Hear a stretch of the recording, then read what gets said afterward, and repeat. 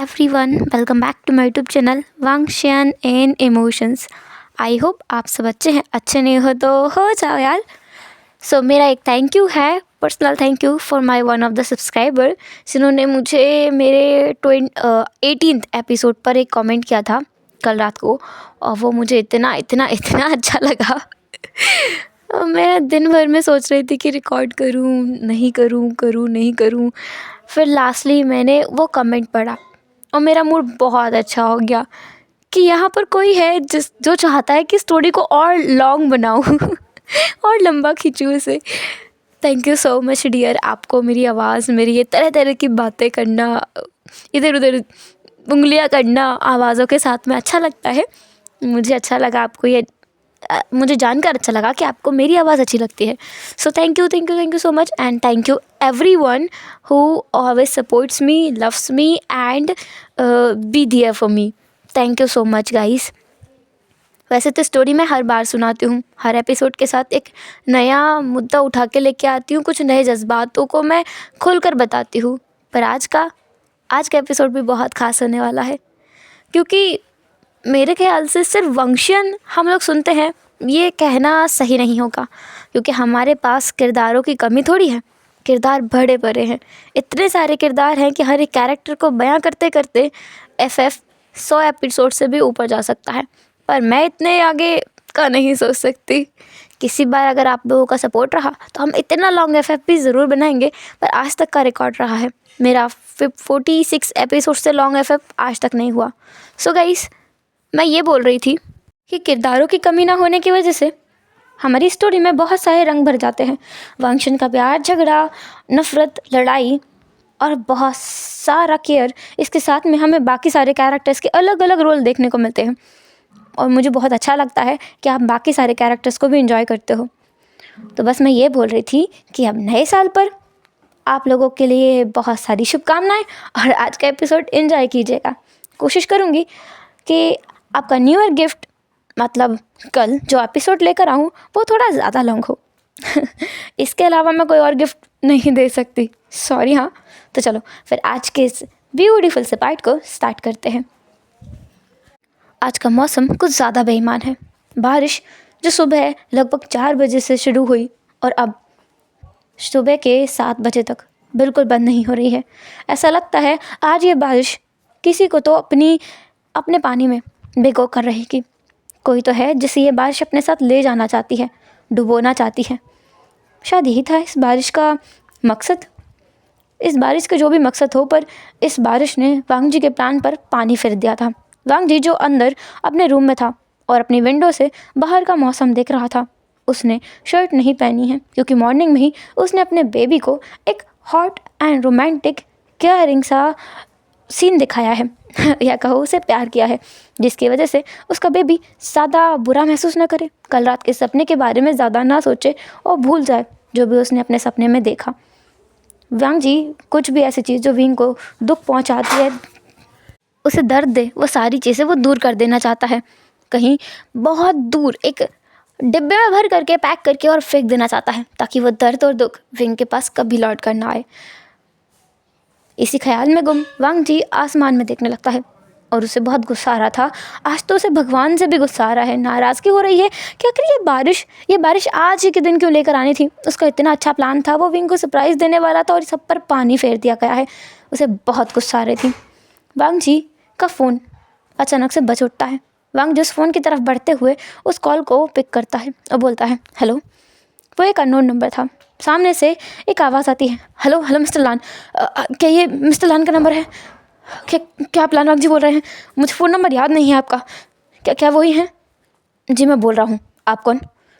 मैं जिन में गया हूँ। एक्चुअली मुझे बड़ी मुश्किल से आपका नंबर मिला है। मेरा फ़ोन टूट गया है। क्या आप जल्दी से हॉस्पिटल आ सकते हैं? एक एक्सीडेंट हो गया है। अभी मुझे समझ नहीं आ रहा मैं किसे बुलाऊँ। मुझे बस आपका समझ आया तो मैंने आपको कॉल लगा दिया।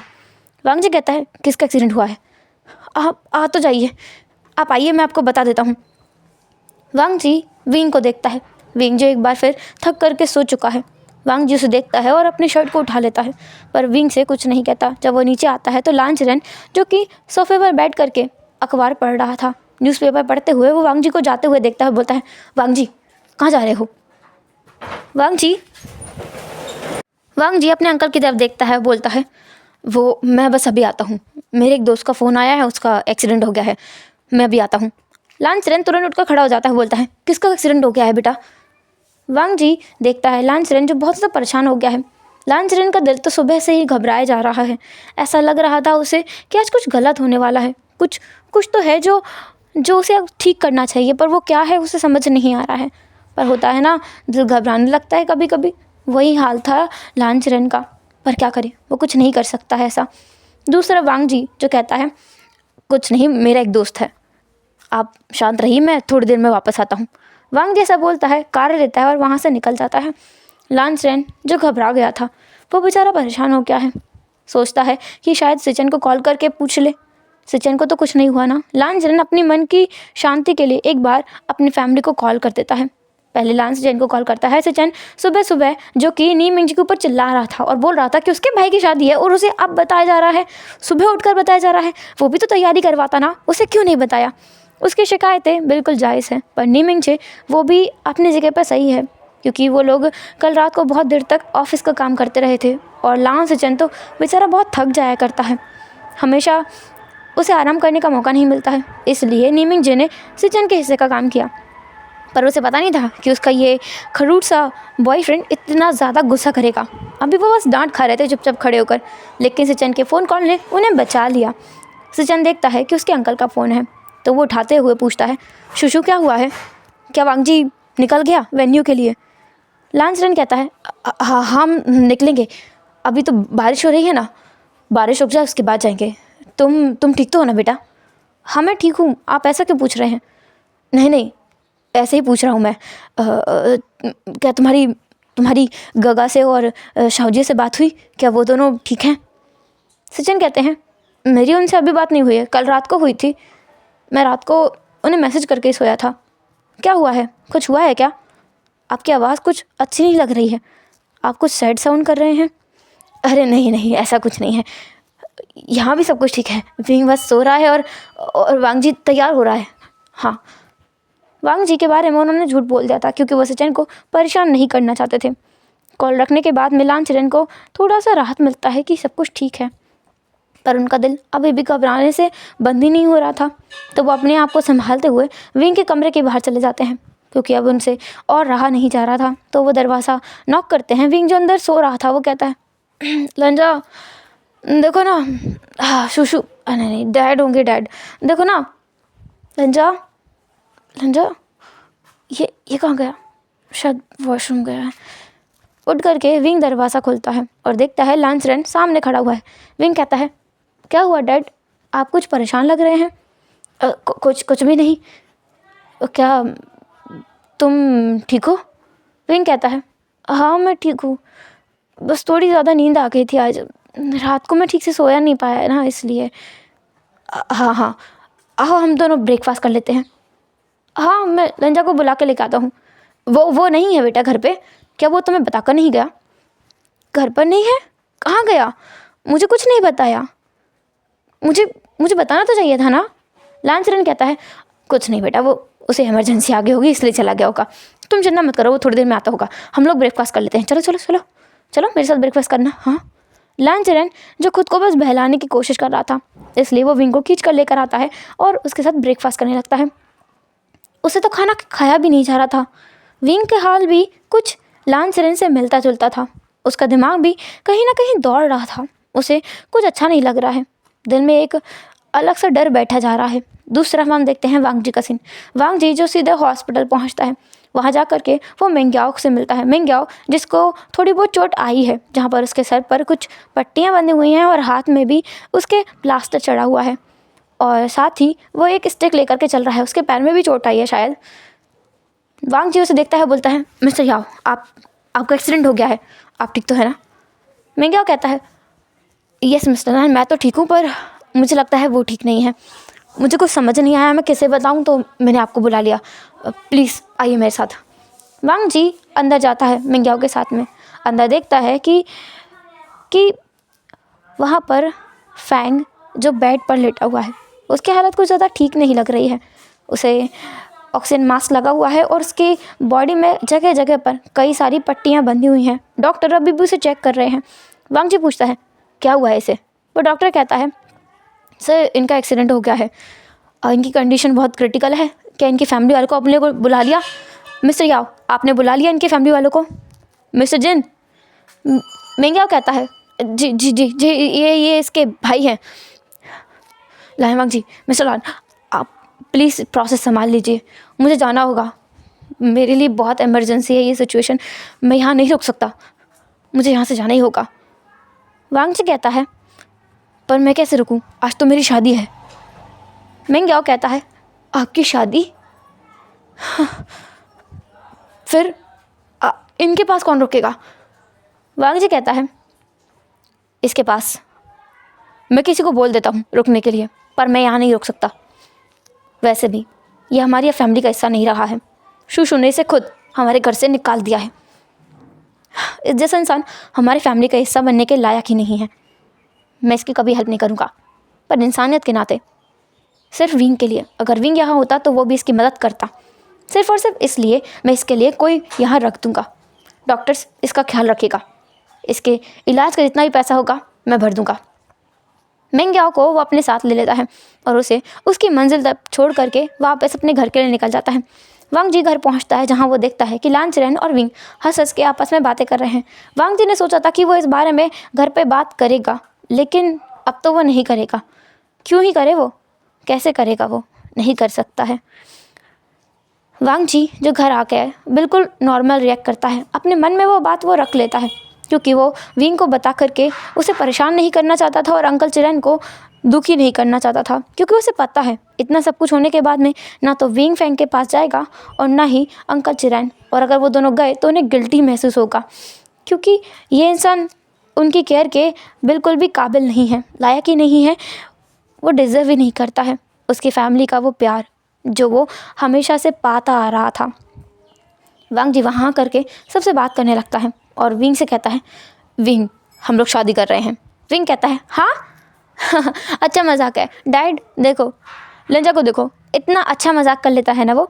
वांग जी सीरियस वे में कहता है मैं सीरियसली कह रहा हूँ, मैं तुमसे शादी करना चाहता हूँ। डैड ने मेरी और तुम्हारी शादी नहीं देखी थी, इसलिए हम चाहते हैं कि तुम मेरे साथ एक बार और शादी करो डैड के लिए। विंग कहता है पर इतनी जल्दी अचानक से, मुझे बताया भी नहीं तुमने, मैं तुम्हें सरप्राइज़ करना चाहता था, तुम हुए ना सरप्राइज़। विंग कहता है सरप्राइज़ नहीं, शॉक, मुझे शॉक लगा है। डैड आप तो कुछ बोलिए ना। लान चरेन कहता है मैं क्या कह सकता हूँ विंग, जो वांग जी कहेगा उसमें मैं इंटरफेयर कर ही नहीं सकता। लान चरेन हल्का सा स्माइल कर रहे थे क्योंकि रात को ही उन्हें पता चल गया था। विंग कहता है हाय गैस सबको पता है मेरे अलावा, वाओ ग्रेट प्लान, वैसे शादी कहाँ है? वांग जी सब कुछ बताता है कि वो वेन्यू वगैरह सब कुछ रेडी हो चुका है, उन्हें बस जाना है, एक दूसरे को रिंग पहनानी है और वो दोनों एक दूसरे के साथ में वाइंड अप हो जाएंगे, एक दूसरे के साथ में कसमें खाएंगे और उनकी मैरिज कंप्लीट हो जाएगी। वांग जी ऐसे बोल रहा था जैसे कि ये कोई खाना बनाने जितनी आसान चीज़ हो कि बस किचन में गए, कुछ मसाले डाले, एक फूड लिया और काम ख़त्म, बस उसको बैठो और खाओ। इतना आसान थोड़ी है शादी करना। विंग की नज़रों में तो शादी एक बहुत बड़ा डिसीजन था जो उसने पहले एक बार लिया था, एक बार फिर ये सब कुछ जल्दबाजी में हो रहा है, पर विंग खुश भी था। फाइनली उसके पास एक रिश्ता होगा वांग जी के लिए। वांग जी ने जो सोचा था वो बिल्कुल सही था। विंग अब महसूस कर रहा था कि वांग जी उसे छोड़कर कहीं नहीं जाएगा, वो तो उससे शादी करना चाहता है और शादी के बाद तो इंसान के छोड़कर जाने के चांसेस बहुत ही रेयर हो जाते हैं, कम हो जाते हैं। विंग इसी सोच में हाँ बोल देता है। उनकी शादी का तैयारी बिल्कुल रेडी हो गया था, चालू हो गया था, सब कुछ एकदम स्मूथ जा रहा था। दोपहर होते होते सब लोग पहुंच गए थे वेन्यू में जहाँ पर था न्यू हुसैन। वो विंग को देख रहा था। न्यू हुसैन की एंट्री एकदम धमाकेदार थी। विंग जो कि सबसे लास्ट में जाने वाला था, तो वो अपने जगह पर अपने रूम में इंतज़ार कर रहा था कि उसके कोई फ्रेंड तो आए। सबसे पहले आता है सॉन्गलाइन जो कि बहुत ही ज़्यादा क्यूट लग रहा था, इतना क्यूट कि विंग खुद ही उसे देखकर हैरान था। वो एक पिंक कलर का सूट पहन के आया था जो उसके ऊपर बहुत ज़्यादा सूट कर रहा था। उसने अपने हाथ में एक वॉच भी पहन रखी थी और अपने हेयर को उसने टाई कर रखा था जिसमें वो इतना प्रिटी लग रहा था कि बस कहना ही क्या। विंग तुरंत अपने फ़ोन को उठाते हुए बोलता है ओ गॉड सॉन्ग, तुम कितने ज़्यादा अमेजिंग दिख रहे हो, तुम्हारा फ़ोटो लेना तो बनता है। हाँ, आज तो तुम मेरा फ़ोटो ले ही लो विंग, आज तो मैं सच में क्यूट दिख रहा हूँगा। वेल, अब तो मेरे बॉस नहीं हो यहाँ पर, तो मैं तुम्हारे साथ दोस्ताना व्यवहार कर सकता हूँ। सो विंग, बताओ ना, कैसा रहा तुम्हारा और वांग जी का रिश्ता? विंग घूर कर सॉन्गलैन को देखने लगता है और कहता है, अपना मुंह बंद रख। वैसे ही मैं नर्वस हुई, हाँ, कितनी घबराहट हो रही है मुझे। इतना घबराहट तो मुझे सृजन के साथ शादी करते हुए नहीं हुई थी। तब तो ऐसा लग रहा था कि सब कुछ एकदम नॉर्मल ही हो जाएगा, लेकिन आज बहुत घबराहट हो रही है। विंग, यही तो है, जब आप अपनी मर्ज़ी से अपने दिल से शादी करते हो तब ये महसूस होता है। लेकिन जब आप सिर्फ नाम मात्र के लिए शादी करो, किसी रिश्ते में बस यूं ही कुछ समय के लिए बंधने वाले होते हो, तो हमें वो नहीं महसूस होता है। अब पता चला फीलिंग्स क्या चीज़ होती है। विंग कहता है, हाँ, बात तेरी सही है। वैसे तू बता, तेरा क्या चल रहा है, कोई बना क्या बॉयफ्रेंड? सॉन्गलैन के चेहरे का रंग थोड़ा थोड़ा उड़ने लगता है। वो कहता है, बॉयफ्रेंड? क्या बात कर रहा है? नहीं तो, ना मेरा कोई बॉयफ्रेंड है और ना मेरी कोई गर्लफ्रेंड है। कोई नहीं है मेरा। तुझे ऐसा क्यों लगा कि मेरा कोई बॉयफ्रेंड होगा? विंग कहता है, कुछ नहीं, सुनने में आया है आजकल तेरा दिल किसी पे अटक गया है, कहीं फिसल गया है, कहीं फंस गया है। तो सोचा पूछ लूँ और कंफर्म कर लूँ कि ऐसा सच है या नहीं। अगर सच नहीं है तो कोई बात नहीं, मेरे पास बहुत सारे लोग हैं, तू उनसे शादी कर सकता है। सोनन कहता है, क्या बकवास कर रहा है तू, किसी को पकड़ के लेके आएगा? मैं हाँ बोल दूंगा। विंग कहता है, हाँ, अगर इंसान अच्छा हुआ तो तुझे हाँ बोलना ही पड़ेगा, और वैसे भी मैं तेरा दोस्त हूँ ना, तो तेरे लिए गलत तो चुनूंगा नहीं। वैसे मेरे पास है एक अल्फ़ा जो एकदम बोल्डली हैंडसम है, इतना हैंडसम है कि अगर मुझे वांगजी पहले ना मिलता तो मैं उसी को शादी करने के लिए मना लेता। सोंगलन कहता है, हाँ हाँ हाँ, अच्छा मजाक है विंग, मुझे पता है तो बिना फीलिंग्स के किसी के साथ नहीं जुड़ेगा। विंग कहता है, तो मैंने कब कहा कि उसके लिए मुझे फीलिंग्स नहीं आएंगी? ऑफ कोर्स आ जाती। तुझे पता है वो कितना ज़्यादा मासूम इंसान है। एक अल्फ़ा होने के बावजूद भी इतना प्योर हार्टेड पर्सन मैंने आज तक नहीं देखा। सो दैट्स वाई मुझे लगता है ये बेस्ट ऑप्शन है। सजेशन दूँ क्या? सोंगलन कहता है, ज़रूरत नहीं है, तू कुछ बोलेगा और कुछ अपना मुंह खोलकर उल्टा ही बोलेगा, मुझे नहीं चाहिए। अपना मुंह मत खोल और कुछ मत बोल। तभी दरवाज़ा खुलता है। अचानक से विंग और सोंगलन की आंखें एकदम चमक जाती हैं। सामने खड़ा है न्यूसन। न्यूसन इतना ज़्यादा बन ठन के आया है कि पूछो मत। उसने ब्लैक कलर का एक सूट पहना है जिसमें बहुत सारी तरीके से एम्ब्रॉयडरी की गई है। वो इतने बुरी तरीके से अच्छा लग रहा है ना सूट कि बस कह नहीं सकते। और न्यूसन इतने अच्छे तरीके से रेडी होकर आया है कि जैसे आज उसकी ही शादी हो। वो विंग से भी ज़्यादा अच्छा लग रहा है। विंग हुसैन की तरफ देख करके बस अपना मुंह खोल करके वहीं बैठा हुआ था। सोंगलन की आंखें बड़ी बड़ी थी और न्यूसन एकदम रैम वॉक करते हुए विंग के करीब आते हुए बोलता है, कैसा लग रहा हूँ मैं हनी? विंग कहता है, सेक्सी। ओ गॉड हुसैन, ये क्या पहना है? न्यूसन कहता है, अच्छा नहीं है क्या? कल रात को ऑर्डर देके बनवाया है मैंने। ऐसा मत बोल विंग, बड़ी मुश्किल से मिला था मुझे ये पीस। एक one and only antique piece है पूरे चाइना में, ये अच्छा नहीं लगा? विंग कहता है, वही तो मैं कह रहा हूँ, क्या पहना है ये? हाँ, मेरी जगह तू शादी कर ले आज। इतना अच्छा लगने की क्या ज़रूरत थी? मेरी नज़रें लंचा पे जाएंगी ही नहीं, तुझसे हटेंगी ही नहीं, तुझ पे चिपक जाएंगी, अटक जाएंगी, वो बस फिसल जाएंगी। कितना अच्छा लग रहा है। न्यूसन कहता है, अच्छा लग रहा हूँ ना मैं? देख, मैंने कहा था मैं अच्छा लगूंगा। देख पीछे देख, तेरे ब्रदर इन लॉ को, उसे भी इसी तरीके से बना के लेके आया हूँ। विंग पीछे देखता है जहाँ पर मोशन्यू बेचारा बड़ा डरा सहमा सा चुपके से दीवार के पीछे खड़ा हुआ है। दरवाजे से चुप करके वो बस उन्हें देख रहा है। सोंगलन कहता है, इन्हें क्या हुआ है, अंदर क्यों नहीं आ रहे? विंग कहता है, डरा हुआ है शायद। हुसैन, क्या कांड किया तूने? हुसैन कहता है, तुझे तो मेरा स्टाइल पता ही है विंग, जो पसंद आ गया तो आ गया, और जो करने में आ गया तो बस मैं करके रहता हूँ। मन में आने की देर है, अब आ गया है तो मैंने कर दिया। हे, तुम बाहर क्या कर रहे हो, अंदर आओ। सोंगलन कहता है, आई मीन मोशन्यू कहता है, नहीं नहीं, तुम रहो, तुम अपने दोस्तों के साथ एंजॉय करो, मैं घर जाकर आता हूँ। न्यूसन कहता है, घर क्यों जा रहे हो, अंदर आओ। अगर अंदर नहीं आए ना तो देखना तुम्हारी इतनी बुरी तरीके से धुलाई करूँगा ना मैं। ऐसा बोलते हुए न्यूसन अपने हाथ को मसलने लगा था। सोंगलन देखता है और बोलता है, विंग, ये तो पूरा का पूरा बॉम्ब है। ऐसा लगता है इसने अपने हस्बैंड को हस्बैंड कम भीगी बिल्ली ज़्यादा बना के रखा है। विंग कहता है सही है, मैं भी सोच रहा हूँ काश कि लंजा भी ऐसा ही बन जाए, एकदम भीगी बिल्ली। न्यूसन बोलता है विंग ये वन एंड ओनली पीस है मेरे पास, ऐसा तो ये दुनिया में कहीं नहीं मिलेगा। ये मुझसे इतना डरता है कि अगर मुझे गुस्सा आ जाए तो ऊंची आवाज़ में बात नहीं कर पाता। और तुम अंदर क्यों नहीं आ रहे हो, अंदर आओ। मोशन न्यू धीरे धीरे अंदर आता है। उसने भी बिल्कुल न्यूसन से मैचिंग के कपड़े पहने हैं, एकदम सेम टू सेम। वो दोनों कपल हैं, एक जैसे कपड़े क्यों नहीं पहन सकते। लेकिन बेचारा जो मोशन न्यू है उसका टेस्ट बट बहुत अलग है, वो सिंपल रहना पसंद करता है। पर न्यूसन चटकता भटकता मटकता हुआ अच्छा लगता है उसे, तो वैसा ही उसने मोशन न्यू को बनाकर लेकर आया है। विंग कहता है वाह तुम बहुत अच्छे लग रहे हो आज, आज पहली बार मुझे तेरा हस्बैंड अच्छा लगा है न्यूसन। हुसैन कहता है इसलिए तो मैं इसे आज लेकर आया हूँ, मेरे पास भी एक ऐसी चीज़ है जिसे मैं शो ऑफ कर सकता हूँ। मोशन न्यू कहता है क्या मैं शो ऑफ करने की चीज़ हूँ। न्यूसन बोल देता है ऑफ कोर्स, इसलिए तो तुम्हारा शक्ल देख के शादी किया मैंने, तुम हैंडसम हो इसलिए, ताकि मैं दूसरों को दिखा सकूं कि मेरे पास क्या चीज़ है।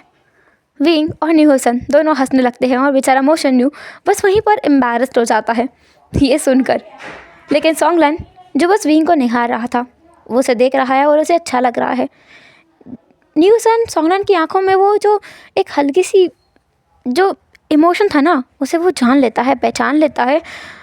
लेकिन वो कुछ कहता नहीं है, क्योंकि अगर उसने कुछ कहा तो सब कुछ उतना अच्छा नहीं रहेगा जितना अच्छा अभी है। विंग को वहीं छोड़कर मोशन न्यू के पास न्यूसन हल्का सा साइड जाता है सॉन्गलन के साथ। वो सॉन्गलन से कहता है तुम्हें क्या हुआ है, इतना इमोशनल क्यों नज़र आ रहे हो। सॉन्गलन कहता है विंग को मैं दिल से खुश देख रहा हूँ आज, वो हमेशा मुस्कुराता रहता है लेकिन अपने अंदर न जाने कितने जज्बात छुपाता रहता है, कभी किसी को नहीं बताता है, कभी नहीं जताता है, कभी अपने दिल को खोल कर नहीं रखता। पर देख आज कितना खुश लग रहा है, बस इसे किसी की नज़र ना रखे, ये ऐसे ही खुश रहे। तू बोलेगा तो वो खुश नहीं रहेगा, बोलने से नज़र लगती है। सॉन्ग मत बोल, मत बोल, बिल्कुल मत बोल। अगर वो टूटा ना तो मैं सबको तोड़ दूँगा। वो मेरा सिर्फ दोस्त नहीं है, वो मेरी जान है, इसलिए ऐसा कुछ मत बोल जिसकी वजह से मुझे गुस्सा जाए और मैं तुझे आज इतने अच्छे दिन पे पीट डालूँ। सॉन्ग बोलता है अरे अरे मारना नहीं, हाँ बड़ी मुश्किल से रेडी होकर आया हूँ। वैसे लग तो आज तू भी रहा है बहुत ही क्यूट प्रिटी। सॉन्ग बोलता है एक्चुअली मैं आज किसी के लिए तैयार होकर आया हूँ। नो वे, किसके लिए। विंग के लिए। न्यूसन बोलता है मुंह बनाते हुए विंग के लिए कुछ भी, कोई पटा लिया है क्या। सॉन्गलन बोलता है क्या बकवास है, कुछ भी। हाँ तुम दोनों एक जैसे हो क्या, वो भी कुछ देर पहले यही पूछ रहा था। कोई पसंद आ गया हो तो बता दो, नहीं आया तो मैं बता देता हूँ। न्यूसन कहता है नहीं नहीं नहीं, तुम विंग की पसंद से शादी मत करना, मैं तुम्हें बताऊँगा, तुम उसे एक बार डेट करके देखना। डेट पर जाओ, कुछ फ़न करो, मज़े करो, और तुम्हें अच्छा लगे ना तो बताना। मेरे पास एक सजेशन है, दूँ क्या। सॉन्गलन बोलता है ज़रूरत नहीं है, रहने दो, तुम अपने सजेशन अपने पास रखो और उसे उसके पास रख दो। मैं जा रहा हूँ क्योंकि मुझे बहुत सारा काम है। हाँ क्योंकि विंग के मॉम एंड डैड को मैंने बुलाया है कॉल करके, विंग ने उन्हें बताया तक नहीं था। वो लोग बहुत गुस्से में हैं, उनके जो गुस्से का बम है ना वो लगता है मेरे ऊपर फटेगा। मैं जा रहा हूँ उन्हें रिसीव करने के लिए, बाय। सॉन्गलन वहाँ से निकल जाता है और न्यूसन हंसता रहता है। विंग बोलता है क्या किया तूने, वो चला क्यों गया। तुम्हारे मॉम एंड डैड आने वाले हैं विंग। विंग कहता है ओ गॉड, मैं भूल गया। हुसैन मैं क्या करूँ, मैं मॉम एंड डैड को बताना भूल गया। ओह शिट, कितनी बड़ी बात है ये। मैं आज अचानक शादी कर रहा हूँ और मैंने उन्हें बताया भी नहीं, मैंने अपना डाइवोर्स की बात भी नहीं बताई उन्हें। ओ गॉश हुसैन, मुझे लग रहा है मेरा बीपी शुगर सब कुछ एकदम हाई जा रहा है।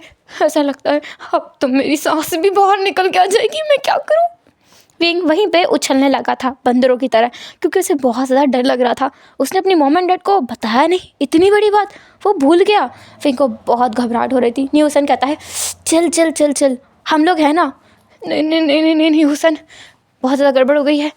हाँ मैं क्या कहूँगा, ओ शिट यार, मैं क्या कहूँ, मैं क्या करूँ, कुछ समझ नहीं आ रहा है मुझे। विंग उस रूम के चक्कर काटने लगता है। दरवाज़ा फिर एक बार नॉक होता है।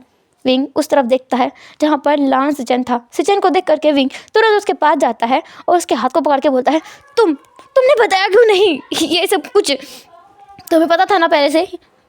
लांस सिचन कहता है, पता तो था, तैयारी भी मैंने की है। विंग कहता है, मुझे क्यों नहीं बताया?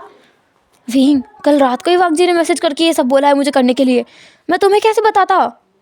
ऑफ कोर्स अगर मैं तुम्हें मैसेज करता तो ऑब्वियसली तुम्हें पता होता ना, और तुम दोनों साथ में रहते हो, उसने तुम्हें नहीं बताया, इसमें मुझे क्या पता होगा?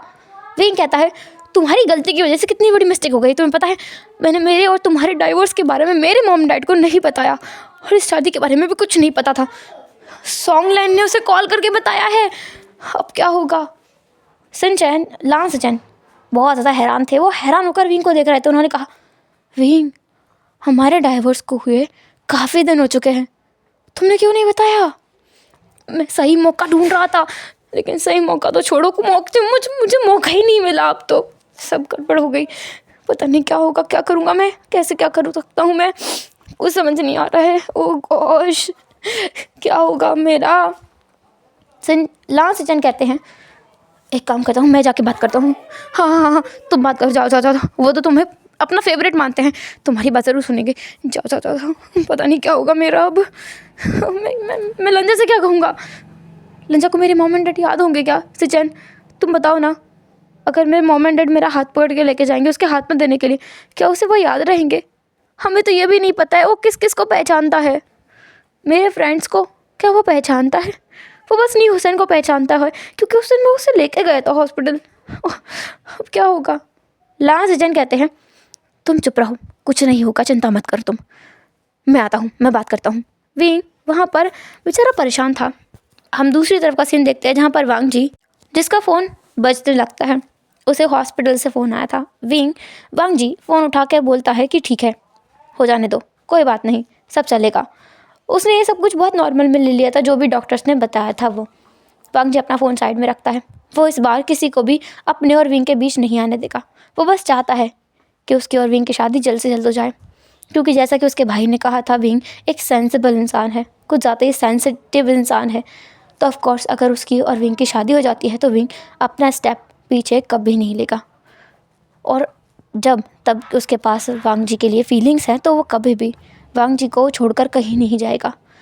वांग जी ये सब सिर्फ इसलिए नहीं कर रहा है क्योंकि वो विंग के अंदर से वो डर मिटाना चाहता है कि विंग को वांग जी छोड़कर जाएगा, बल्कि वो अपने अंदर का वो डर भी ख़त्म करना चाहता है जिसमें उसे लगता है कि विंग उसे छोड़कर चला जाएगा। इसलिए वो ये शादी इतने जल्दबाजी में कर रहा है। और अब तो फैंग अगर बीच में लौट कर आया तो पता नहीं क्या होगा। विंग जितना इमोशनल है, शायद वो फैंग के लिए फिर एक बार अपने आप को मना लेगा, क्योंकि पहला प्यार तो पहला प्यार होता है ना। इसलिए वांग जी को डर लग रहा था और वो इसीलिए बहुत जल्दबाजी में शादी के इंतजाम करवाता है। और अब जब वो हॉस्पिटल से उसे ये खबर मिली है तो वो अपने आप को और नहीं रोक पाया। तुरंत वो वहाँ से उठता है और खुद जा करके शादी तैयारियाँ देखने लगता है। जो लांस जन थे वो उसे देखते हैं, बोलते हैं, वांग जी तुम यहाँ क्या कर रहे हो? तुम्हें अपने रूम में तैयार होना चाहिए। वांग जी कहता है, मैं रेडी हूँ ब्रदर, आप शादी शुरू करवाइए। सिचन कहते हैं, ऐसे कैसे? विंग के अभी मॉम एंड डैड नहीं आए हैं, उन्हें आज ही फ़ोन करके बताया है हम लोगों ने, अभी तक पता नहीं वो क्यों नहीं आए हैं, उन्हें आने तो दो। नहीं नहीं ब्रदर, अभी नहीं, आप कुछ भी कीजिए पर अभी शादी कराइए। वांग जी तुम ठीक तो हो ना?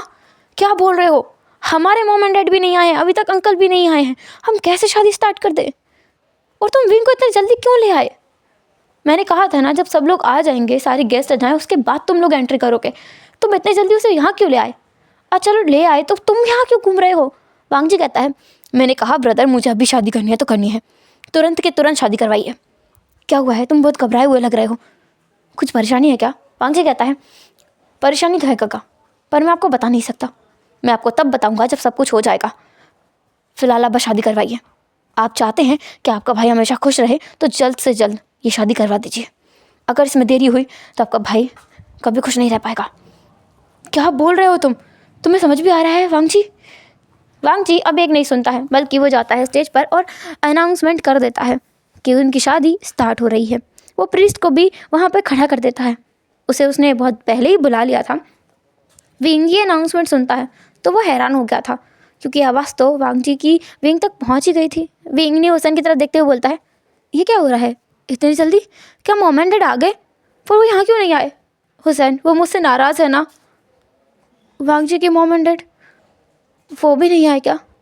या फिर वो भी मुझसे बहुत नाराज़ है, वो भी मुझसे यहाँ मिलने नहीं आए? और अंकल, अंकल क्यों नहीं आए अब तक? उन्हें तो आना चाहिए। सिया, सीसी, सिंचैन, कोई भी तो नहीं आया है हुसैन। ये क्यों हो रहा है इतने जल्दी? और दगा, दगा भी तो नहीं आया अभी तक, वो कहाँ है? न्यूसन कहता है, दगा अभी काम में बिजी थे, वो तुमसे वो का काम करवा रहे हैं, जैसे वो मैरिज की जो कार रेडी करवानी थी उसके लिए गए हैं, उसे डेकोरेट करवाने के लिए। मुझे नहीं पता ये सब कुछ इतनी जल्दी क्यों हो रहा है। शायद तुम्हारे मॉम एंड डैड आ गए हैं और वांग जी के मॉम एंड डैड भी आए हैं। तुमने कहा कि वो नाराज़ हैं, हो सकता है नाराज़ हो। विंग, तुम चिंता मत करो, वो लोग मान जाएंगे। तुम अपनी खुशी पर ध्यान दो, तुम्हें अपने बारे में सोचना चाहिए। तुम हमेशा से सबके बारे में सोचते हुए आए हो, पर एक बार सेल्फिश हो जाओ प्लीज़, प्लीज़ एक बार सेल्फिश हो जाओ ना। विंग कहता है, ठीक है, पर हुसैन बहुत घबराहट हो रही है। नहीं, हुसैन विंग को गले लगाते हुए बोलता है, कोई बात नहीं, मैं हूं ना तेरे साथ, क्यों घबरा रहा है? देखना, घबराने की बारी तो वांग जी की है। किससे पंगा ले रहा है वो, ये उसे पता नहीं है अभी, तो उसे शादी करने के बाद में उसके छक्के छूट जाएंगे। विंग कहता है, हाँ। न्यूसन बोलता है, बिल्कुल मेरी तरह, जैसे मैं मोशनी को अपनी मुट्ठी में रखता हूँ ना, तू भी वांग जी को मुट्ठी में रखने लगेगा। तो चिंता मत कर, सब कुछ बिल्कुल ठीक होगा। वांग जी है जो बाद में इतने बुरी तरीके से रोएगा ना कि मैंने किससे शादी कर ली, ये बोलते हुए। विंग कहता है, तू भी ना हुसैन, कुछ भी बोलता है, मैं सही बोल रहा हूँ। देख, तुझे खुश होना चाहिए। हो खुश, खुश हो, खुश हो। हाँ, मैं खुश हूँ। ऐसे नहीं, खुश हो। मैं तेरी खुशी समझता नहीं हूँ क्या? विंग तुरंत कहता है, अरे मैं खुश हूँ बाबा, देख। विंग, तुझे तेरा प्यार मिल रहा है, ज़िंदगी की सबसे बड़ी खुशी मिल रही है। तुझे वो सब कुछ मिल जाएगा जो तू हमेशा से चाहता था। अपने दिल में कभी ना कभी तो तूने सोचा ही होगा ना, तेरी भी शादी होगी। देख, तेरे प्यार से तेरी शादी हो रही है, तुझे खुशी नहीं है? विंग कहता है, बहुत खुशी है हुसैन। लंजा के लिए ना मैं किसी से भी लड़ सकता हूँ। अगर लंजा मेरे साथ में खड़ा रहे तो मैं किसी का भी सामना कर सकता हूँ, कुछ भी लड़ सकता हूँ मैं।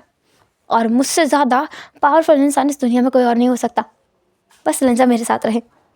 हुसैन कहता है, और वो तेरे साथ रहेगा, हमेशा रहेगा, वो पक्का तेरे साथ रहेगा। रहेगा ना हुसैन? बिल्कुल रहेगा, तू चिंता मत कर। उन दोनों की बातें थोड़ी इमोशनल थी लेकिन बहुत ही ट्रू थी, जहाँ पर हुसैन अपनी फीलिंग्स बता रहा था कि वो विंग के लिए सच में चाहता है कि वो खुश रहे, और विंग को थोड़ा सेल्फिश होने के लिए वो कह रहा है। अब यहाँ से हम देखते हैं कुछ देर बाद का सीन, जहाँ पर विंग ऑन द स्टेज जा रहा है, जिसे हुसैन अकम्पनी कर रहा है। वो ब्राइड्समेड बना है। उसके मॉम एंड डैड को वो चाहता था कि वो उसके ब्राइड्समेड बने, बट क्या करे, वो आए ही नहीं। विंग की नज़रों में तो वो वेन्यू में है, पर अभी तक यहाँ नहीं पहुँचे हैं उसके रूम तक, क्योंकि वो नाराज़ हैं। विंग ऑन द स्टेज जाता है, जहाँ पर वांग जी अपना हाथ आगे बढ़ाता है और विंग का हाथ न्यूसन देखने लगता है, क्योंकि अब उसे विंग के हाथ को वांग जी के हाथ में देना है। जैसे ही वांग जी के हाथ में वो हाथ देने वाला था, पीछे जो स्क्रीन लगी हुई थी बड़ी, जिस पे वांग जी और विंग के काफ़ी सारे फ़ोटोज़ बार बार फ्लैश हो रहे थे, वो बदल जाती है और लाइट भी बंद हो जाती है। न्यूसन विंग के हाथ को टाइटली होल्ड करते हुए बोलता है, विंग तुम ठीक तो हो ना? विंग कहता है, मैं तो ठीक हूँ। वांग जी भी कहता है, आर यू ओके विंग? हाँ, मैं ठीक हूँ लंजा, तुम? इतना उसने पूछा था, उससे पहले ही लाइट फिर वापस आ गई। सबकी जान में जान आ गई थी कि चलो ठीक हुआ। लेकिन स्क्रीन पर जो फ्लैश हो रहा था वो देखकर विंग पूरी तरीके से जम गया था, क्योंकि ये वो चीज़ है जो वो कभी एक्सपेक्ट नहीं कर रहा था। ये वो चीज़ थी जो उसने कभी सोची भी नहीं थी। ये वो चीज़ थी जो वो कभी पहचान भी नहीं पा सकता था। वहाँ पर फ़ोटोज़ थे, कुछ ऐसे फ़ोटोज़ जो विंग को अंदर तक झंझोड़ गए थे। वो फ़ोटोज़ थे फैंग के और उसके दोनों के साथ के फ़ोटोज़ थे, जहाँ पर फैंग और विंग कितने खुश नज़र आ रहे हैं, मस्ती कर रहे हैं। उनका वो बचपन का प्यार सामने विंग के दिख रहा था।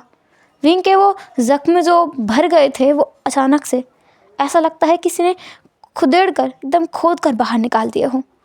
विंग की आंखें बस उन पिक्चर्स पे लगी हुई थी और वांग जी चिल्ला रहा था, Who the hell is this? किसने किया ये? अभी के अभी बंद करो इन्हें, अभी के अभी बंद करो इन्हें। I said बंद करो इन्हें। गा सिचेन गा दगा नहीं Mingze, Where the hell they are? कहाँ हो सब लोग?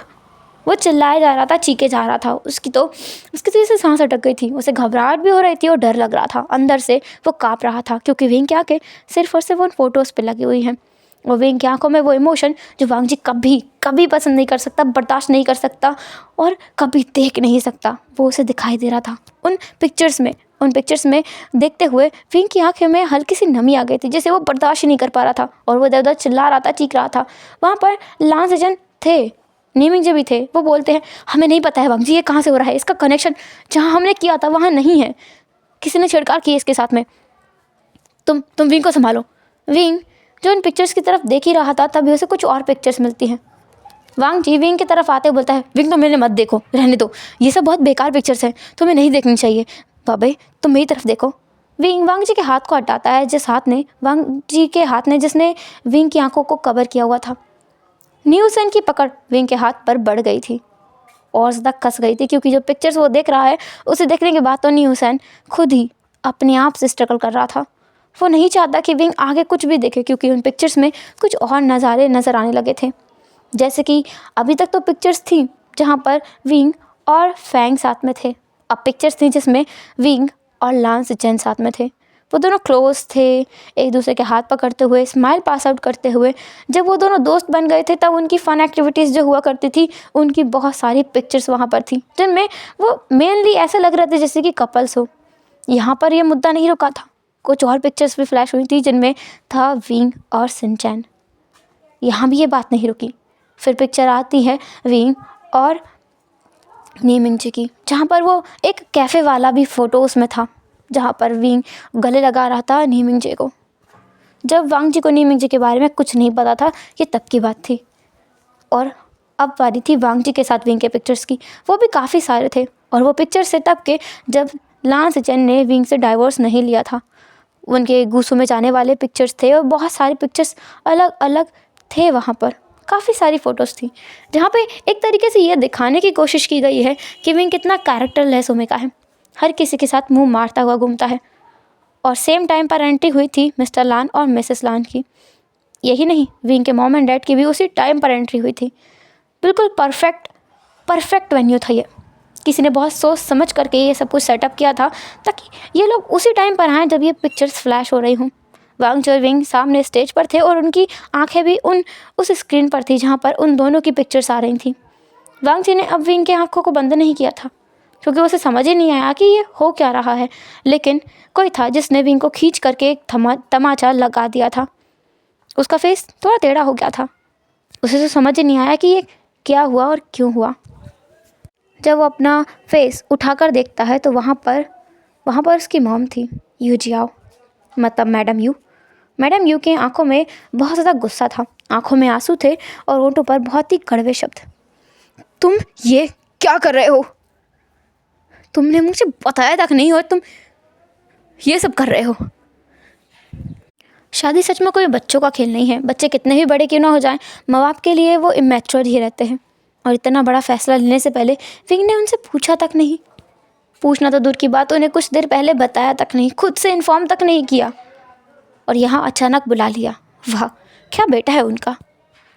क्या महसूस करना चाहिए उन्हें इस बात पर। मैडम यू का वो तमाचा विंग के गाल पर बहुत ज़ोर का लगा था और वांग जी बस वहीं खड़ा हुआ था।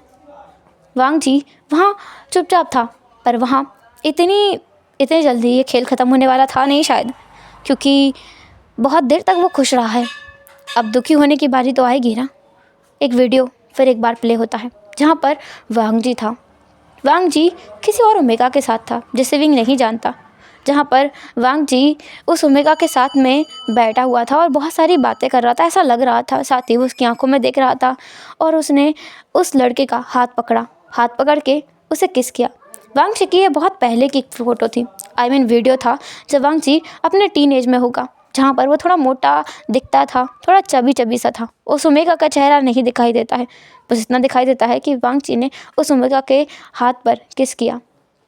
विंग इस चीज़ से ज़्यादा अचंभित महसूस नहीं करता है, क्योंकि उसे पता था ये सब कुछ होगा।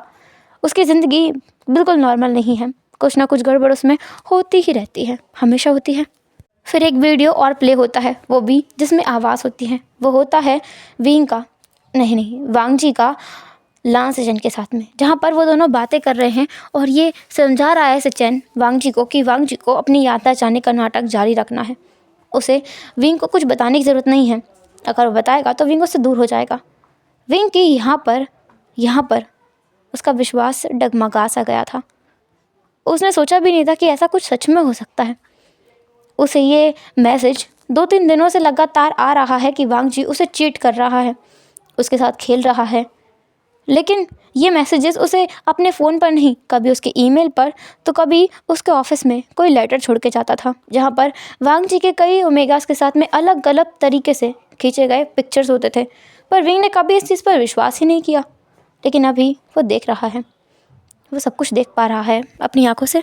इसके बाद एक और वीडियो प्ले होता है जहाँ पर दिखाया जाता है वांग जी जो हॉस्पिटल में है, जहाँ पर वो फैंग के सामने है और वो फैंग के सामने खड़ा होकर वहाँ के डॉक्टर से कुछ कहता है और वहाँ से तुरंत निकल आता है। फैंग को भी दिखाया जाता है जहाँ पर वो बुरी हालत में पड़ा हुआ है। ये देख कर लान चरण तुरंत आगे आता है, बोलता है फैंग, वांग जी ये सब क्या है। वांग जी कुछ नहीं बोलता है। उसने सोचा था कि ये सब कुछ वो शादी के बाद बताएगा, पर ये अभी होना था, इस समय। एक बार फिर एक वीडियो प्ले होता है जहाँ पर साफ साफ वांग जी दिखाई दे रहा था। वो किसी ओमेगा के साथ था और वो दोनों इंटीमेट हो रहे थे और विंग को इस ओमेगा का चेहरा भी साफ साफ दिखाई दे रहा था, सबको दिखाई दे रहा था। विंग इसे नहीं पहचानता और ना ही न्यूसन पहचानता है, पर ये आखिरी चीज़ थी जो विंग ने देखी। इसके बाद वो बस वहीं पर जम गया।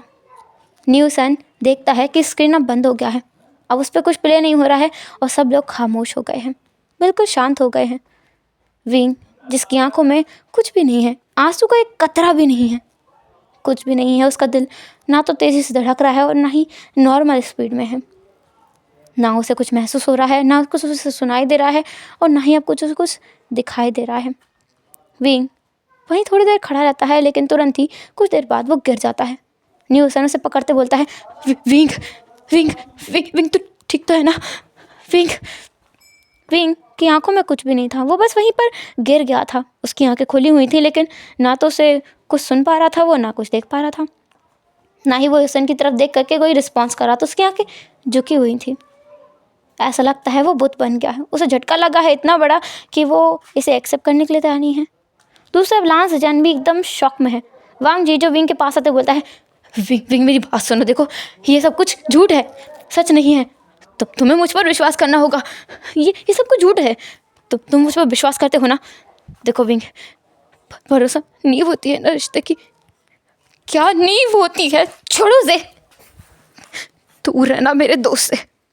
न्यूसन बहुत ज़्यादा हाइपर हो गया था और वो वांग जी को ज़ोर से धक्का देता है।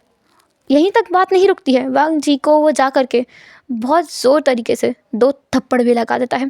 न्यूसन ने इतनी ज़ोर से थप्पड़ मारे थे कि उसके हाथ भी झंझना गया था और उसके बॉडी में अब शायद ताकत नहीं बची थी, क्योंकि वो पहले से ही कमज़ोर है। न्यूसन वांग जी की तरफ फिंगर करते हुए बोलता है डोंट यू डेयर लान वांग जी, उसके करीब आने की कोशिश मत करना। पता है तुम सब लोग उसके लायक नहीं हो, तुम में से कोई उसके लायक नहीं है।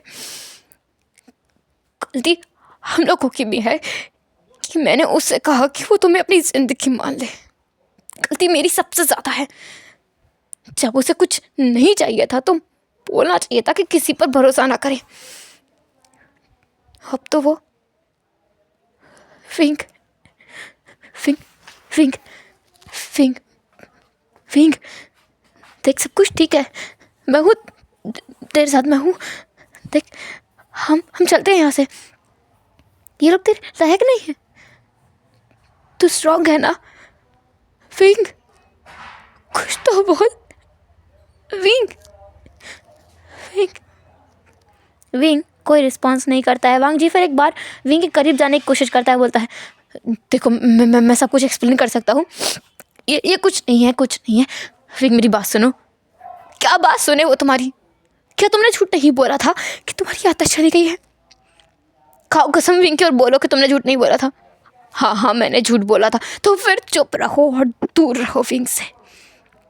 क्या वो ओमेगा जिसके साथ तुम्हारी वो बचपन की एक वीडियो थी जिसमें तुम उसे किस कर रहे थे, क्या वो सही नहीं था? क्या तुमने ये नहीं किया? वांग जी कहता है हाँ मैंने किया, लेकिन क्या लेकिन? सब सही है, सब सब तुम पूरे झूठे इंसान हो। तका, इसका भाई भी झूठा है, सब झूठे हैं, सब लोग झूठे हैं, सब झूठे हैं। सॉन्ग लाइन जो अभी अभी अंदर आया था, उसने सब कुछ सुना है।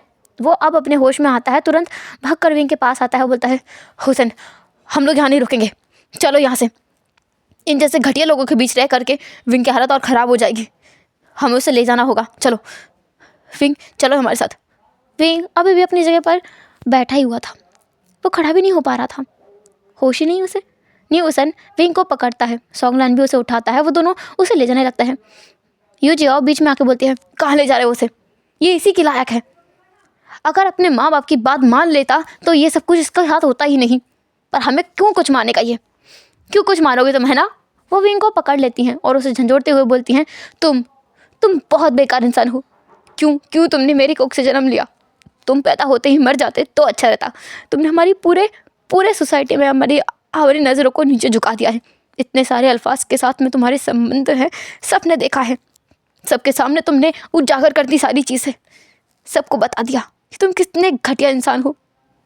इससे अच्छा तो तुम अकेले ही रहते ज़िंदगी भर तो अच्छा रहता, हमें इतना सब कुछ सुनना तो नहीं पड़ता। कितनी बातें होंगी जो हमें सुननी पड़ेंगी, और तुम बड़े समाज सेवक बनते हो ना, लोगों की मदद करते हो। तुमने क्या किया है इतने लोगों के साथ में, और अपने ही भाई को एक गलती के लिए इतने बुरे तरीके से फंसा दिया कि बेचारा आज जेल में है, वो प्रिजन में है, बेचारे को खाना तक नहीं मिलता है समय पर। उसकी हालत कितनी बुरी है, उसे कितनी बुरी तरीके से पीटा गया, तुमने देखा है अपने भाई को? नहीं, तुम्हें कहाँ समय मिलता है देखने के लिए?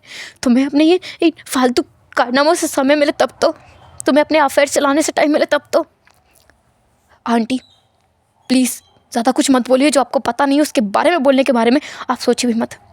मैडम यू सॉन्ग लाइन की तरफ देखते हुए बोलती है हमारा खा करके हमें को आके दिखाता है, सही है, इसी का वफादार है ना कुत्ता, सही है।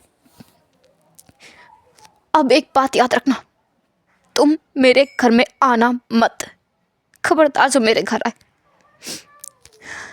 फैमियान, मैं इसका चेहरा नहीं देखना चाहती, काश कि ये उसी दिन मर गया होता तो ज़्यादा अच्छा रहता जिस दिन ये पैदा हुआ था।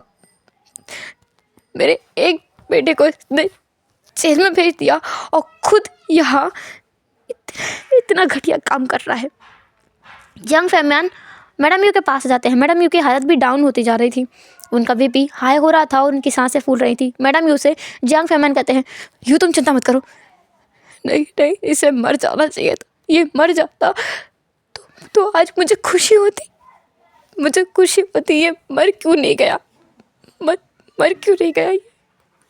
फैमियान मैडम यू को संभाल कर कहते हैं तुम चिंता मत करो, तुम ज़्यादा सोच रही हो, इतना गुस्सा मत करो। मैडम यू कहती नहीं फैमियान, इसको मर जाना चाहिए था, ये तो अभी क्यों नहीं मर गया। न्यू हुसैन को बहुत गुस्सा आ गया था, वो कुछ बोलने वाला था लेकिन उससे पहले ही फैमियान कहते हैं तो वो मर ही तो गया है, वो मर ही गया है। मैडम यू कहती है कहाँ मरा है, ये जिंदा तो खड़ा है, कुछ दिन बाद ये फिर ठीक हो जाएगा, फिर किसी के साथ में अफेयर चलाएगा। इसकी जगह मेरी कोई औलाद ना होती तो मैं ज़्यादा खुश रहती। क्या हरकतें की है इसने, क्या हरकतें की है इसने। फैमियान कहते हैं यू शांत हो जाओ। मैडम यू की सांसें एकदम फूलने लगी थी, अब ऐसा लगता है कि किसी भी पल वो बेहोश होकर के गिर जाएगी। जंग फैमियान को बहुत गुस्सा जाता है क्योंकि मैडम यू तो मान ही नहीं रही है, शांत होने का नाम ही नहीं ले रही है। अगर इतना ही चलता रहा तो उसकी वाइफ की तबीयत और ख़राब हो जाएगी। तो जंग फैमियान कहते हैं तुम्हारी बेटी हुई थी यू और वो मरी गई थी, मैं ही इसे उठा कर लेकर आया था, ये हमारा बेटा नहीं है। तुम्हें अगर इतनी परेशानी है तो सुनो, ये नहीं है हमारा बेटा, तुम्हें बुरा नहीं लगना चाहिए। मैडम यू के ऊपर एक और जैसे बम गिर गया था, वो कहती हैं क्या तुम मेरा मन बहलाने के लिए इतना बड़ा झूठ बोल रहे हो। फैमियान कहता है मैं झूठ क्यों बोलूँगा मैं झूठ, तुम ही थी उस दिन जो उस मरी हुई लड़की की लाश को लेकर के रो रही थी, तुम्हें याद नहीं है? अब इसमें मेरी गलती नहीं है, तुमने उस लाश को ऐसे फेंक दिया था जैसे कि वो हमारी कोई ना लगती हो। तुमने कहा था कि काश कि तुम्हारा कोई और बेटा होता या बेटी होती, कोई भी होता, लेकिन वो ज़िंदा होता। तुम नहीं मानने को तैयार थी कि हमारा बच्चा मर गया। इसलिए मैं इसे उठा कर ले आया था किसी दूसरे कमरे से और उसे वहाँ छोड़ाया था उस कमरे में। ये हमारा बेटा नहीं है। तो अब शांत हो जाओ। मैडम यू अब चक्कर खाकर पूरी तरीके से गिर गई थी। वो अपने बेटे पर गुस्सा कर सकती है, उसे मरने के लिए बोल सकती है, लेकिन सच में मरा हुआ वो नहीं मार सकती। वो माँ है एक, कैसे मान जाए? गुस्से में इंसान कुछ भी बोलता है और फेमियान ने गुस्से में एक बहुत बड़ा राज खोल दिया था। विंग जो अब तक होश में नहीं था, लेकिन अपनी माँ के इतने बार मर जाना सुन करके वो होश में आने लगा था। अपनी माँ की तरफ देख रहा था, उसका मन कर रहा था कि अपनी माँ को जाकर गले लगा ले। वो बोले कि माँ ये ऐसा नहीं है, आप गलत समझ रहे हो, मेरी बात तो सुनो, पूरी बात सुनो, पूरा मैटर क्लियर करो, ऐसा कुछ भी नहीं है जैसा आप सोच रहे हो। आपके विंग ने आपकी परवरिश को बिल्कुल गंदा नहीं किया है। उसने तो वांग जी को तब तक एक्सेप्ट नहीं किया था जब तक कि वो एक रिश्ते से बंधा हुआ था, लेकिन उसके कुछ कहने से पहले ही बहुत कुछ कह दिया गया, या कहो उसे बस सुना दिया गया। न्यूसन अब विंग की तरफ देखता है। विंग जो बस स्माइल कर रहा था, वो हंस रहा था। हंसते हुए कहता है, हुसैन चलते हैं, कहीं दूर चलते हैं। विंग की आंखों में आंसू नहीं थे, ना ही उसकी आवाज़ में ऐसा लग रहा था कि वो दुखी है या फिर उसे बहुत पेन हो रहा है, पर वो एक उदासी नेचर, या कहो वो टूटा हुआ इंसान सब देख सकते थे, जो पूरी तरीके से टूटकर बिखर चुका है, टुकड़ों टुकड़ों में टूट चुका है। वांग जी विंग के पास आ रहा था, लेकिन सॉन्गलैन ने फिर एक बार उस पर हाथ उठाया। वांग जी बहुत पिट चुका था, बुरी तरीके से पिट चुका है और वहीं पर पड़ा हुआ है। विंग को न्यूसन और सॉन्गलैन अपने साथ ले जाते हैं, दोनों उसे अपने साथ गाड़ी में बिठाते हैं और गाड़ी चलने लगती है। गाड़ी चल रही थी जहाँ पर पीछे बैठा हुआ है न्यूसन और विंग, सामने सॉन्गलैन जो गाड़ी को ड्राइव कर रहा है। विंग जो बस अपने आप को न्यूसन की बाहों में झोंके हुए है, पूरी तरीके से सरेंडर हो चुका है। न्यूसन उसके बालों को सहला रहा है। सिर्फ वो दोनों अकेले नहीं हैं, मतलब वो तीनों अकेले नहीं हैं, वहाँ पर है न्यूसन के दोनों बच्चे, क्योंकि वो आते आते उन्हें लेकर आया था। वो उन्हें अकेला नहीं छोड़ सकता है, तो उन्हें अपने साथ लेकर आया था। वहीं झूला जो पालना था हल्का सा, वो वहीं रखा हुआ था जहाँ पर उसके दोनों बच्चे पीसफुली सो रहे थे। और उसका एक दोस्त जो टूट कर बिखर चुका है, उसकी बाहों में समेट कर खुद को बैठा हुआ है। आंखों में आंसू नहीं है एक भी, बस शांत है, बिल्कुल शांत है। न्यूसन जो कुछ नहीं बोल रहा है और सॉन्गलैन भी कुछ नहीं बोल रहा है। न्यूसन बस अपने हाथ को विंग के बालों में फहरा रहा है। उन लोगों की गाड़ी शहर से काफ़ी दूर आ जाती है। ये वो एक जगह है जहाँ पर उन तीनों ने मिलकर उनके कॉलेज की लाइफ में एक अपार्टमेंट ख़रीदा था। ये वो जगह है जहाँ पर वो हमेशा अपने वैकेशंस पर आया करते थे, तीनों साथ में कितनी मस्ती किया करते थे, कितना मज़ा किया करते थे। ये जगह वो है जहाँ पर वो उन तीनों में से कोई भी उदास होता था तो यहीं आता था, खुशी होता था तो अपनी खुशी बांटने के लिए यहाँ आता था, टूट जाता था तो खुद को समेटने के लिए आता था, सहेजने के लिए आता था, कुछ बनना होता था तो खुद को यहाँ पे हल्का महसूस कराने के लिए आता था, ईगो होने पर खुद के ईगो को कम करने के लिए यहीं आया करते थे वो लोग। लेकिन आज विंग जो पूरी तरीके से बर्बाद हो चुका है, वो अपनी बर्बादी का पैगाम देने के लिए यहाँ आया है और अपने साथ लाया है दो लोगों को जो इस बात का सबूत लेंगे या कहो गवाह बनेंगे कि विंग बर्बाद हो चुका है। वो लोग वहाँ पहुँच गए। विंग कार से उतरता है और सीधे अंदर चला जाता है। अंदर जा कर के वो सीधे गार्डन के एरिया में जाता है जो कि बैक में है, घर के बैक में। वहाँ जा कर के वो बस उन फ्लावर्स को देखने लगता है जिनकी कोई टेक केयर ना करने की वजह से पूरी तरीके से मुरझा कर वो सूख चुके हैं। उसके फ्लावर्स जिसे उसने, हुसैन ने और सॉन्गलैन ने मिलकर साथ में बहुत ही प्यार से लगाया था और बहुत मेहनत से सहेज कर रखा था। विंग वहीं बैठ जाता है, उन फ्लावर्स को बस देखने लगता है एकटक। ना तो कुछ कहता है, ना ही आँखों में कुछ झलकाता है, बस वैसे ही बैठा रहता है और कुछ नहीं जताता है। न्यूसन और सॉन्गलैन उसे देखते हैं। न्यूसन कहता है कि क्या करें आप? सॉन्गलैन कहता है मुझे माफ़ कर दे, मुझे माफ़ कर दे हुसैन, गलती मेरी है ना। न्यूसन कहता है क्या पागल है क्या, तेरी गलती कहाँ है इसमें? तूने कहा था विंग की खुशी को नज़र मत लगा देना और मैंने लगा दी। आज उसकी ज़िंदगी बर्बाद कर दी मैंने। नज़र लगा दी मैंने उसे, पूरी तरीके से तबाह कर दिया मैंने उसे, बिखेर दिया मैंने उसे, टुकड़ों टुकड़ों में बांट दिया है मैंने उसे, समेटा नहीं जाएगा अब। हुसैन मेरी गलती है, मेरी गलती है। मुझे विंग का दोस्त होने का कोई हक नहीं है। तो उसने क्या नहीं किया मेरे लिए, सब कुछ तो किया। ऐसा क्या होगा जो उसने मुझे नहीं दिया? सब कुछ दिया, पहनने के लिए कपड़े, पढ़ने के लिए किताबें।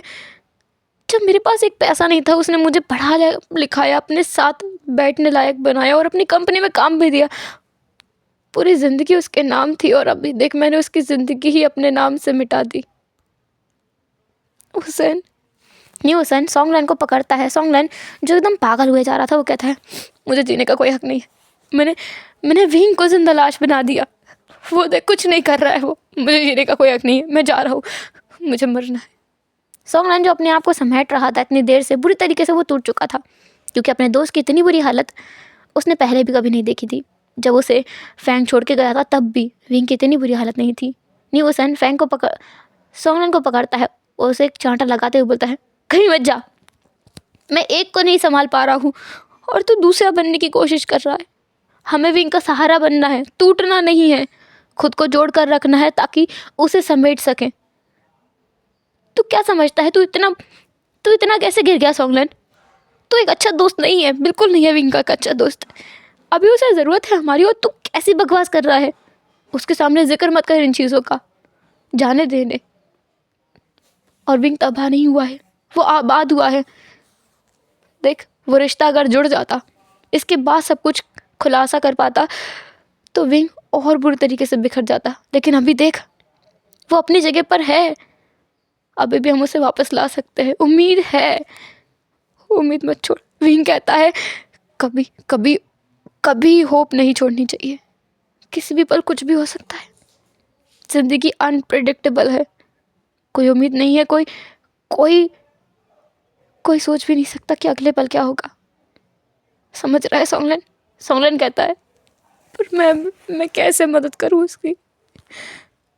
हम लोग तो खुद बिखरे हुए हैं, कैसे उसे संभालेंगे? नहीं बिखरे हैं। नहीं, हुसैन अपने हाथों से सॉन्गलैन के आंसू पोंछ करके उसे अपने गले से लगाकर बोलता है हम लोग नहीं बिखरे हैं, हम लोग समेटे हुए हैं। देख, मेरी ज़िंदगी बिल्कुल सही है, तेरी ज़िंदगी बिल्कुल सही है, अभी ज़रूरत हमारी विंग को है, विंग को हमारी बहुत ज़रूरत है। सॉन्गलैन, इस समय मत टूट, तुझे टूटना हो ना तो विंग के जुड़ने के बाद तू टूट जाना, हम दोनों तुझे संभाल लेंगे। सॉन्गलैन कहता है तू कभी नहीं सुधरेगा, हमें विंग को भी नहीं सुधरने देना है सॉन्ग, उसे भी इसी तरह बिगाड़ के रखना है। तो चल, हम उसे बिगाड़ेंगे। ऐसे कैसे नहीं बिगड़ेगा वो, उसके दोस्त बिगड़े हुए हैं, वो कैसे सुधरा हुआ रह सकता है? वो कहते हैं ना, अगर आप फेल हो जाओ आपको दुख नहीं होता और आपका दोस्त पास हो जाए तो बहुत दुख होता है। तो जब हम बुरे हैं तो हम उसको अच्छा कैसे बनने देंगे? उसे बिगाड़ेंगे, चल उसे बिगाड़ते हैं। सॉन्गलैन और न्यूसन दोनों पहुंच जाते हैं विंग के पास। विंग जो अभी भी वहीं पर टिक बैठा हुआ है। न्यूसन विंग से कहता है कितनी बुरी बात है ना सॉन्ग, देख ज़िंदगी में दोस्तों की अहमियत बस इतनी सी होती है, अगर प्यार चला जाए तो दोस्त किसी काम के नहीं रहते, उनके लिए तो कोई होता है जो ना तो हंसता है ना मुस्कुराता है और उनसे बात भी नहीं करता बल्कि उन्हें इग्नोर करता है।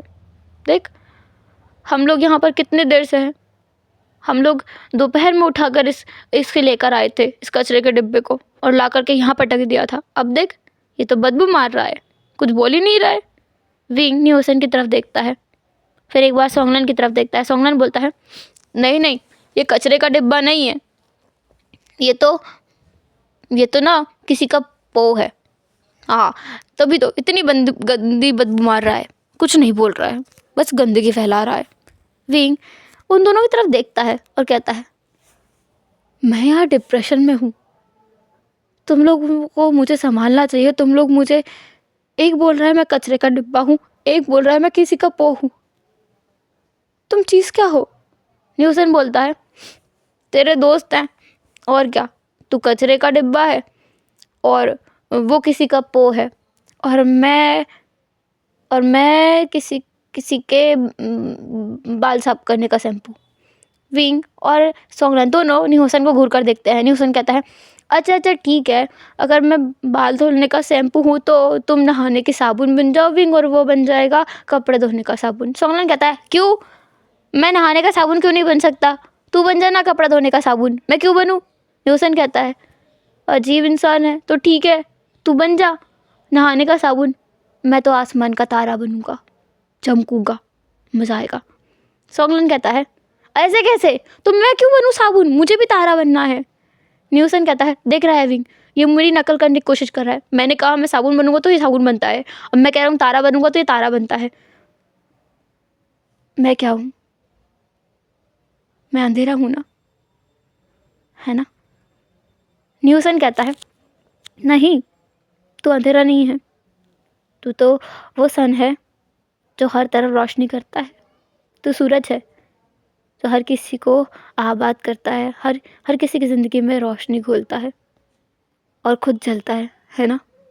विंग की बातें सुनकर न्यूसन बस उसे देखने लगता है। सोंगलन लगता है कि सब गड़बड़ ना हो जाए। सोंगलन कहता है विंग, मुझे बहुत सीरियस बात करनी है तुम लोगों से, प्लीज़ मेरी बात अच्छे से सुनना। हाँ। विंग और न्यूसन दोनों उसे देखने लगते हैं। विंग का मन तो कर रहा है कि वो इनकी बातें ना सुने, उसे बस शांति चाहिए, लेकिन क्या करे, ये कमीने दोस्त उसका साथ छोड़ ही नहीं रहे हैं, तो वो क्या कर सकता है। सोंगलन की तरफ न्यूसन देखता है, बोलता है क्या हुआ, तुझे किसी से प्यार तो नहीं हो गया हो तुझे। वो तुरंत ही रुक जाता है क्योंकि ये बात विंग के दिल पर घाव करने वाली थी। विंग को बुरा लगता है, पर विंग फिर भी सोंगलन की तरफ देखता रहता है। सोंगलन कहता है मजाक मत करो यार, बहुत सीरियस बात है।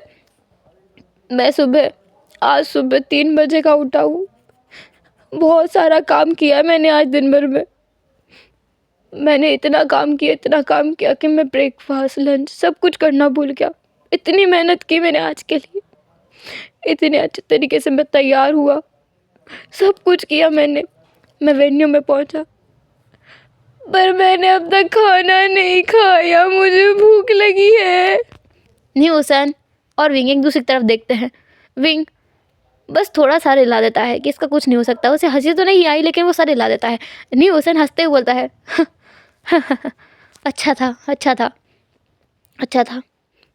अच्छा नहीं विंग, मुझे बहुत भूख लगी है, कोई खाना बनाएगा क्या। विंग कहता है I hate cooking.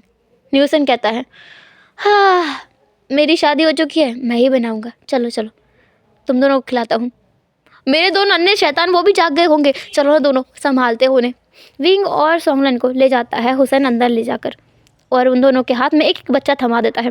Wing baby boy को देखते हुए बोलता है ये कितना मासूम है ना हुसैन, इसे दुनियादारी की कोई खबर नहीं है। विंग वो बिल्कुल तेरी तरह मासूम है, तो इसे दुनियादारी की कोई खबर नहीं है, होनी भी नहीं चाहिए। और मैं तो कहता हूँ छड्डो यार सब चीज़ों को, जाने दो सबको भर में, मैं भी मेरे अल्फा को लात मार के भगा देता हूँ, और हम तीनों ना यहाँ साथ में रहते हैं, तीनों आपस में शादी कर लेते हैं। क्या कहता है विंग? क्या हूँ, कुछ तो बोल। तेरा कुछ नहीं होगा। वैसे हाँ, इसका नाम नहीं पूछेगा क्या है? विंग कहता है क्या है? इसका नाम है नी शुआन। कैसा है? विंग कहता है अच्छा है। अच्छा, उस बेबी गर्ल का नहीं पूछेगा? वो सबसे शैतान है, बिल्कुल तेरे ऊपर गई है, ऐसा लगता है अपने अंकल की बिल्कुल भतीजी है। बस ये वाला ज़रूर थोड़ा शांत है, मेरे हस्बैंड पे गया है। विंग कहता है वो तुझ पर गई है, ये मुझ पर गया है। विंग की बात पर न्यूसन कहता है हाँ तू शांत, कहाँ से, किस एंगल से? विंग कहता है जहाँ से भी तू देखे, हर जगह से। विंग थोड़ा सा स्माइल कर देता है। न्यूसन को अब जाकर थोड़ा अच्छा लगता है। आखिर विंग कब तक सैड रहता, क्योंकि उसके जो बंदर दोस्त है ना, उसे हंसाने से बाज ही नहीं आ रहे, कुछ ना कुछ उटपटांग हरकतें कर ही रहे हैं। और अभी विंग देख रहा था नी शुआन की तरफ। शुआन जो विंग को देख करके खिलखिला रहा था, गीगल कर रहा था, हंस रहा था, जो विंग को अच्छा लग रहा था। साथ ही वहाँ पर थी नी हुसैन की नन्ही सी परी, जिसका नाम नी हुसैन ने सिंड्रेला रखा है। जो विंग सुनता है बोलता है सिंड्रेला। नी हुसैन कहता है हाँ, बचपन में ना मुझे सिंड्रेला बनने का बहुत शौक था विंग, मैं भी सोचा था कोई राजकुमार या फिर मज़ा आएगा ऐसा, मतलब वो कितनी सुंदर थी ना सिंड्रेला, तो इसलिए मैंने इसका नाम सिंड्रेला रख दिया। कैसा नाम है? विंग कहता है तू पागल है और बाद में ये तुझे पागल ही बोलेगी। न्यूसन कहता है हाँ, बोला भी तो कुछ गलत ही खोला, नहीं मुंह खोला भी तो कुछ गलत ही बोला। विंग कहता है वाह वाह वाह वाह, थैंक यू वेरी मच। सॉन्गलैन मुंह बनाता है। विंग कहता है मैं इसे लेकर रूम में जाऊँ? न्यूसन तुरंत बोलता है हाँ जा बिल्कुल जा, आज से ये तेरी है, पूरे का पूरा तेरा है ये। तू अगर उसको भी रखना चाहे ना, उसको भी तू रख ले, मुझे दोनों की ज़रूरत नहीं है, दोनों शैतान है। छोटी खोपड़ी में बड़ा धमाका है इस तरीके का, वो मुझे बड़ा परेशान करते हैं। तू ही रख इसे, रख मैं चल कुछ खाने को बनाता हूँ। एक काम कर विंग, तू इन दोनों को ले जा। सॉन्ग तू मेरे साथ चल, हम दोनों खाना बनाते हैं। सॉन्गलैन जो नहीं जाना चाहता था, लेकिन न्यूसन उसे इशारा करता है तो सॉन्गलैन विंग के हाथ में दोनों बच्चों को रख देता है, एक पालने में और एक को हाथ में, और दोनों वहाँ से निकल जाते हैं। विंग उन बच्चों को तरफ देखता रहता है। जैसे ही न्यूसन और सॉन्गलैन वहाँ से जाते हैं, अपने किचन में चले जाते हैं, तब विंग उन बच्चों की तरफ देखता है। उन बच्चों को देखते देखते विंग के अपने आप आंखों में आंसू हो जाते हैं। विंग अपने हाथ से अपने आंसू को साफ करते हुए बोलता है तुम ना अपने अंकल की तरह बिल्कुल मत बनना, स्ट्रांग रहना, स्ट्रांग रहोगे ना तुम। मेरी बातें मैं किसी से नहीं कह सकता, कैसे कहूँ समझ ही नहीं आता। तुम सुनोगे ना शुआन? मैंने सोचा था कि लंचक और मेरा भी तुम्हारी तरह कोई बच्चा होगा, पर सब कुछ खराब हो गया, सब कुछ तबाह हो गया। मैंने गलत इंसान से फिर एक बार प्यार कर बैठा। मैं कितना बड़ा बेवकूफ़ हूँ जो ये सोच बैठा कि मेरी ज़िंदगी में प्यार नाम की चीज़ है भी। पहले इंसान से प्यार किया, वो तो घटिया था, और ये वाला उससे भी ज़्यादा घटिया निकला। सब लोग बेकार हैं। लेकिन तुम चिंता मत करना, तुम्हारा अंकल अब एक्सपीरियंस ले चुका है, तुम्हारे लिए एक अच्छा सा इंसान ढूंढेगा वो। तुम चिंता मत करना बिल्कुल भी, तुम्हारे लिए एक ऐसा इंसान ढूंढेंगे हम जो तुम्हें प्यार करेगा, तुम्हारे साथ रहेगा, है ना बेबी? शुआन विंग को देखता है और विंग के चीख को पकड़ लेता है और उसके आंसू को अपने हाथ से हल्का सा पोंछ देता है, ऐसा विंग को लगता है। बच्चे तो हाथ पैर मारते ही हैं, उसी हिसाब से विंग के वो आंसू फिसल कर शुआन के हाथ पे गिरा था। विंग कहता है अरे तुम तो बहुत समझदार हो, इसका मतलब तुम सच में अपनी मॉम पे नहीं गए हो, वो तो बहुत बेवकूफ़ है। तुम तो मेरे ऊपर ही गए हो, बिल्कुल मेरी तरह समझदार हो। गोलू मोलू शुआन। विंग की बात सुनकर हुसैन जो वहीं खड़ा हुआ था और सॉन्गलैन भी, उनकी आंखों में भी आंसू आ गए थे, क्योंकि विंग सच में अपने दर्द को किसी को नहीं दिखाता है। कम से कम इन नन्ही जानों के सामने वो अपने दिल को खोलकर तो रख रहा है। विंग जिसका रोना अब बंद नहीं होता है बल्कि बढ़ जाता है। अब तो वो चिल्ला चिल्ला के रोने लगा था, अब लगता है कि वो सच में पूरा दिल का दर्द बाहर निकाल देगा रोकर।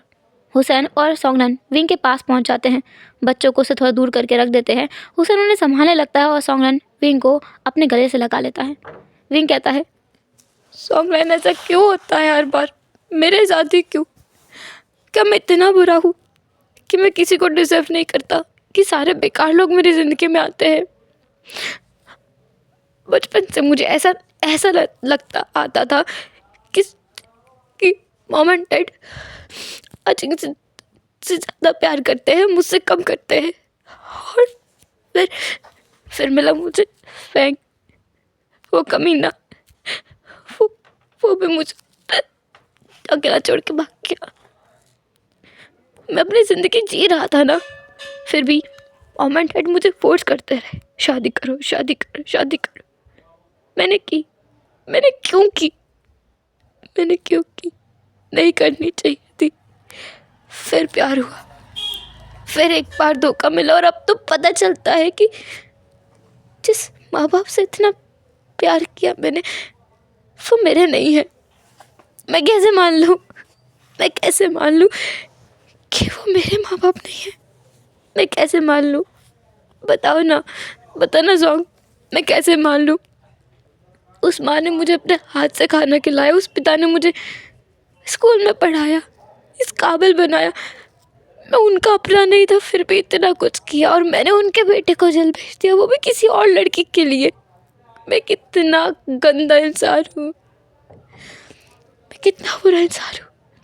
जिस फैमिली ने मुझे एक्सेप्ट किया, मैंने उस उस उस फैमिली के तीनों लड़कों के साथ में रिश्ते बनाए हैं। एक से प्यार का, दूसरे से शादी का और तीसरे से दिल का। और तीनों घटिया निकले। क्या किस्मत है मेरी। सॉन्ग देख देख, तीनों घटिया निकले। एक नहीं, दो नहीं, तीनों।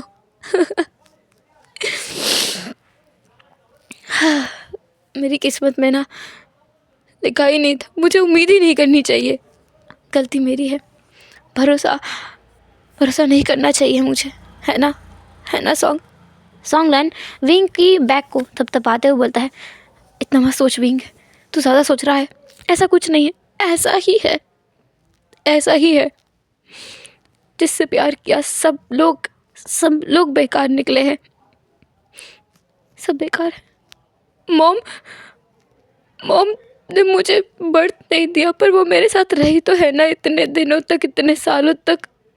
फिर भी उन्होंने मुझसे एक बार पूछा नहीं कि क्या विंग ये सब कुछ सच है जो आंखों के सामने नज़र आ रहा है?